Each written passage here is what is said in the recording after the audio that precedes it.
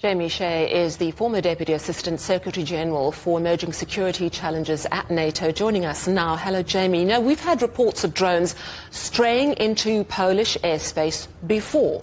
So why would Poland shoot them down this time? Well, good afternoon, and thanks for having me on the programme. First of all, I think it's the sheer number, 19 different objects coming into Polish airspace at once, and you can't really sort of put 19 down to an unfortunate stray elements of a drone or some debris from a drone or a missile shot down over Ukraine, which is really what we saw before. Secondly, the degree of penetration. Most of the previous incidents, which were individual and random, happened very close to the border between Poland and Ukraine. This time round, the drones have clearly gone 200 kilometres deep into Poland, which suggests much more of a deliberate effort to penetrate Polish airspace, and of course to accordingly threaten urban sites. You know, what would have happened if one of these drones had fallen on a residential building, as in Kiev, and killed a number of people? That would have been a much more serious crisis. So NATO can't simply sort of brush this off as an unfortunate accident, a stray sort of element crossing the border as in the past. And this time, of course, what is new is that NATO planes have engaged these drones and shot them down. That hasn't happened before. Russia's defense ministry basically denies it was them, says they were busy focusing on Ukraine. They're very happy to talk to Poland about it. They're even suggesting it could have been a false flag operation. What do you make of the Russian response?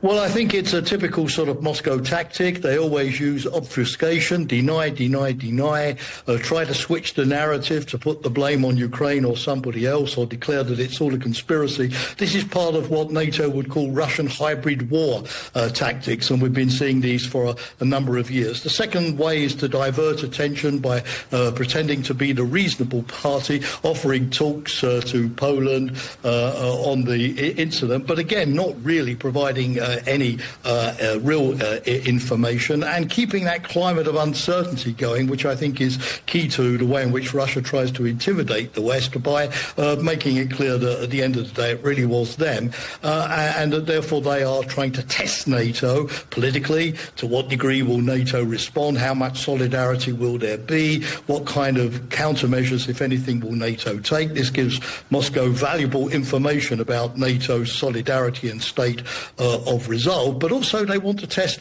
NATO militarily by how quickly did NATO notice these drones, how quickly did it intercept, how good is NATO's air defence. This is going to give Moscow's planners some valuable military information. What do you expect NATO will do? Poland's invoked Article 4. Let's come together and talk about this. What do you think is going to happen?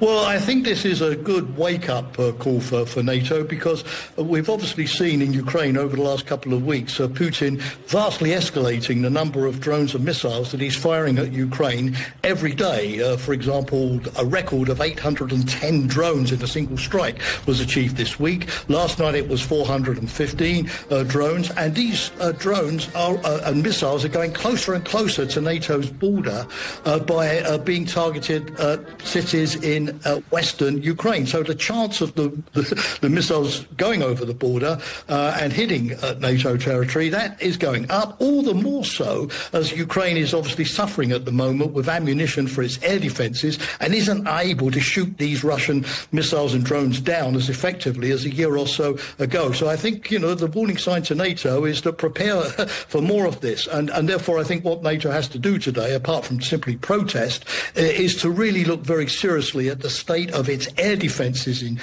on its eastern flank. There are aircraft there. Do they need to be more? Do there need to be more Patriot batteries and anti-missile batteries? What can NATO learn from Ukraine also about counter-drone technology, for instance, lasers, spoofing, jamming, or counter-drones that fly in the sky to shoot down drones? So I think that this is going to bring Ukraine's air defence and NATO's air defence closer together.